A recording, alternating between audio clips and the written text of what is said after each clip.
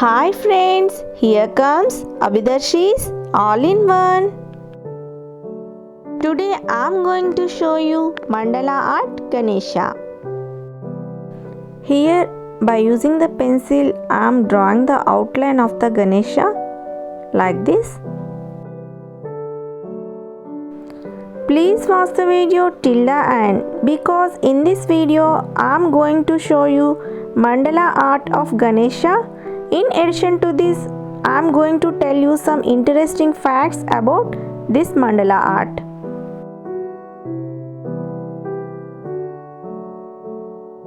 Mandala art is a geometric design that holds a great deal of symbolism in Hindu and Buddhist cultures. Mandala art is a Sanskrit word for magic circle. There are numerous types of mandalas found in different cultures and used for many purposes, both artistically and spiritually. Now I will tell you 3 types of popular mandalas. One of them is teaching mandala. It is symbolic and each shape, line and color of teaching mandalas represent a different aspect of a philosophical or religious system. The creator creates his or her own mandala based on principles of design and construction, projecting a visual symbolization of everything they have learned. Teaching mandalas work as colorful mental maps for their creators. And the next one is healing mandala. This type of mandalas is more initiative than teaching mandalas. Healing mandalas are made for the purpose of meditation and intended to deliver wisdom, evoke feelings of calm and channel focus and concentration. And the next one is sand mandala. Buddhist monks and Navajo cultures used sand mandalas for a long time as a traditional religious element.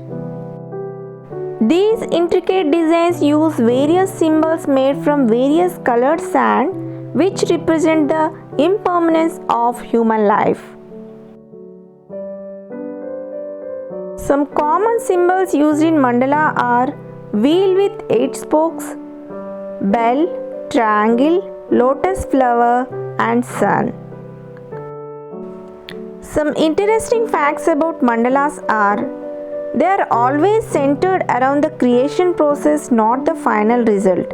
Happiness is a journey, not a destination, as some say. Basically, every circle can be considered a mandala, which means drawing mandalas has a really low entry barrier and you don't need any skills to start doing it. This can apply to any other types of art as well. But mandalas are extremely beginner friendly. The term mandala, which as we mentioned before means circle in Sanskrit, can also mean the traditional political formation in early Southeast Asia history. It's a model that can be described as a diffuse political power when local power was more meaningful and strong than central leadership. Drawing mandalas can help retain or develop fine motor skills for elderly people or kids.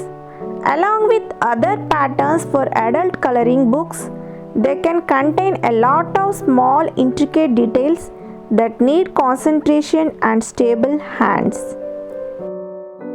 The original artists who created mandalas were strictly religious and needed to undergo certain initiation rituals before they were allowed to do such work. This tradition still exists in our day and religious mandalas are now painted by pious laymen or monks for special events and commemorations. What is a mandala in art therapy? Mandalas in art therapy are a form of psychotherapy during which a specialist guides their client through artistic processes that involve creating mandalas. It helps with restoring mental balance, understanding the client's emotions, and locating their sources. Mandala art is now most often used in art therapy, doodle art, and decorative arts. As every kind of art, mandalas can be used for self-discovery and self-expression, but they can also have no deep meaning at all and just look pretty. The choice of what you want to put into your mandala art is up to you.